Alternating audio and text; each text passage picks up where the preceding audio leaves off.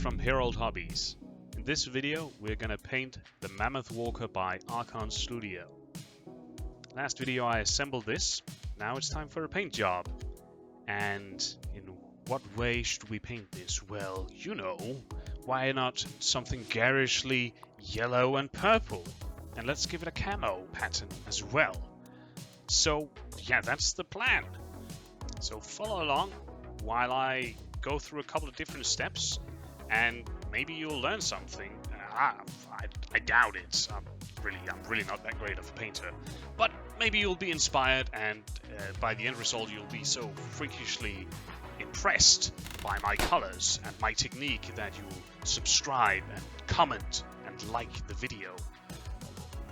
Anyways, let's get started. The first step in this process, this paint job, is to give the entire model a good wash of, in this case, non-oil. You could use any other kind of dark tone wash if you want. The idea behind this step is to highlight any crevices and like hidden away details, give the overall model a bit more depth, and then just bring down the overall brightness a little bit and make it look a bit dirty. This step is quite straightforward. You don't have to worry too much about putting on too much wash. In case you have some larger pools of wash, then just take a damp brush and even it out, spread it out. Else you can end up with some glossy surfaces that'll just look too dark and not be very nice. But since this is all going to be painted over anyways, it's not too much of a concern for me at this point in time. Anyways, let's continue this here thing in the background, and we'll get to the next step, which will be overbrushing.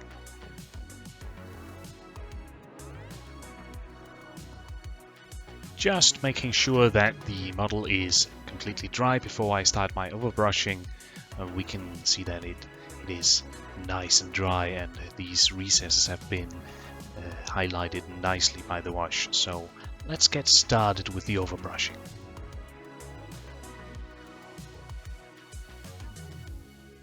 For the overbrushing step, I'm gonna use my texture palette and some paint.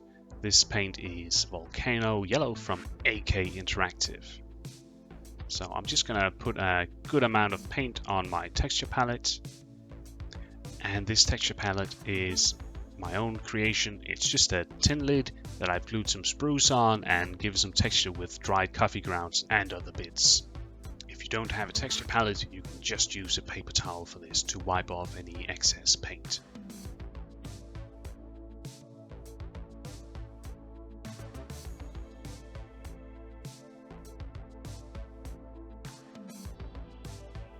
Applying the paint up to all the surfaces. I'm not going to be careful in this step, and overbrushing is just applying a lot of paint on all the surfaces that I wanted to cover, and in this case that's the entirety of the model. So I'm just gonna go crazy with the brush.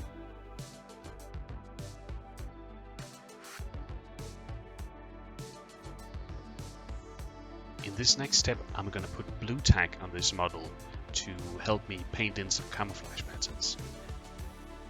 This is the first time I'm gonna try this kind of approach to doing camouflage patterns.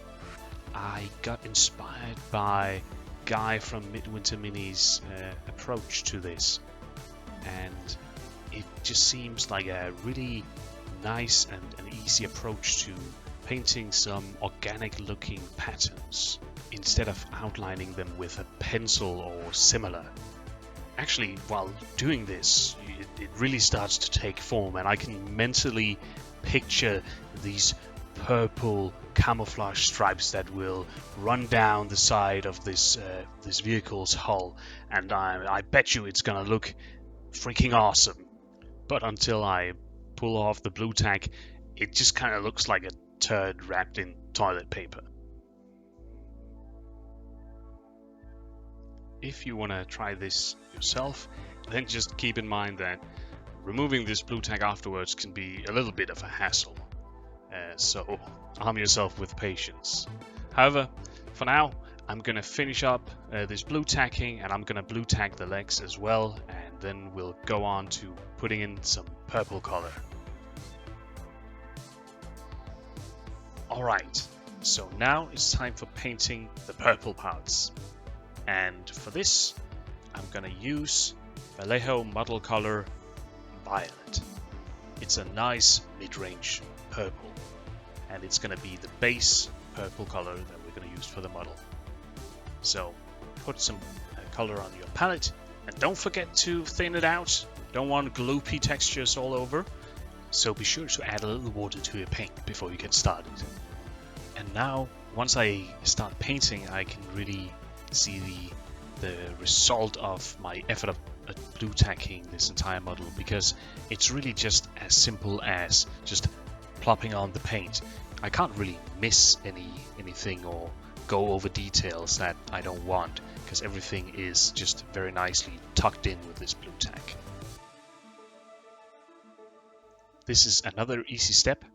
I just need to go over the entire model, put on paint, and make sure that I get a couple of good old even coats, and then we'll be ready to remove the blue tack, which is gonna be exciting to say the least. And it's at this step that I fairly quickly found out that removing blue tack is not necessarily so easy. As you can see, it kind of just got stringy and stuck all too well to the model, so I decided to just do this off camera and take my time. And I think it actually took me like 20 minutes or something to get all the blue tack off. So a little bit of a surprise. However, the blue tack didn't pull off any underlying paint, so that's good. This step just took a bit longer than I expected. And here the model is, with all the blue tack removed. And I think it looks quite awesome at this stage, really. It looks like something out of a G.I. Joe toy line from the 80s or something like that. Yeah, in this step, I'm gonna go and hit some of all the details with some metal colors to sort of pop out some of the more like mechanical and moving parts. And for that, I'm gonna use the Broadsword Silver Speed Paint from Army Painter. It flows quite nicely, and it covers relatively well.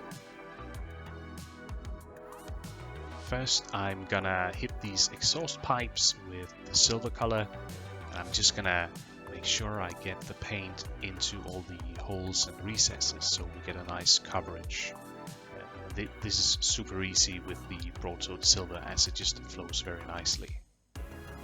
After the exhaust pipes, I'm also gonna hit these grenade launchers or smoke grenade launchers, whatever they are.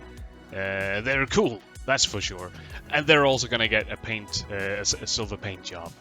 In addition to these two things, I'm also gonna paint the cannon in the silver color, as well as some moving parts on the legs, and I'm gonna hit some rivets and so on, some small details that would make sense to be metal. It could also be parts that have sort of like worn off, seen some battle damage maybe over time, but the actual wear and tear will be added in a later step. For the lights and sensors and so on, I chose to go with a red and a green color. And for these projector lights and the vision port, I've decided to do a blue color. This I will then highlight with a little bit of off-white to just accentuate the details a little bit. Very simple and easy, nothing too fancy here.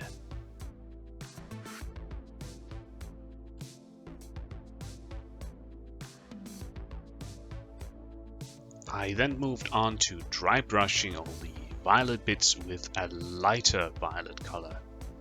And I could have instead just gone for edge highlighting, but the dry brushing here is a lot easier, and I wanted to hit some of the flat parts as well. After that, I moved on to yellow highlights, and I also made sure to give an outline to all the purple areas with this same brighter yellow.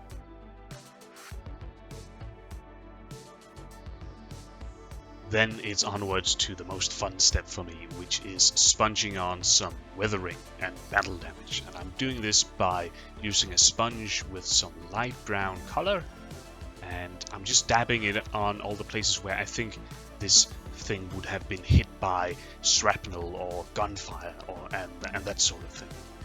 And I'm just going a little bit crazy, but it's pretty easy to do with this sponging technique. And afterwards, I'm hitting some of the areas with a lot of brown color, and I'm just putting in some silver into the middle of those patches. And that is to simulate that we've hit the hole. And that's basically it for the model. It's done.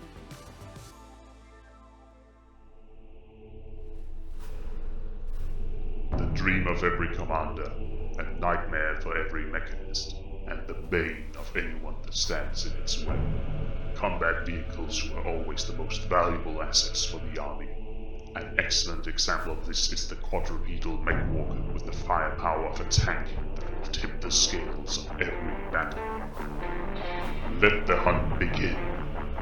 The Mammoth Walker has been released to the battlefield. And there it is, the Mammoth Walker by Archon Studio. I gotta say, I'm quite pleased with my result. It was a fun process trying out this blue tacking technique, and I think it worked out quite well. But what do you think? Leave a comment, throw me a like, and subscribe if you want, or don't if you don't want to. Anyways, this has been Anas from Your Old Hobbies, signing off.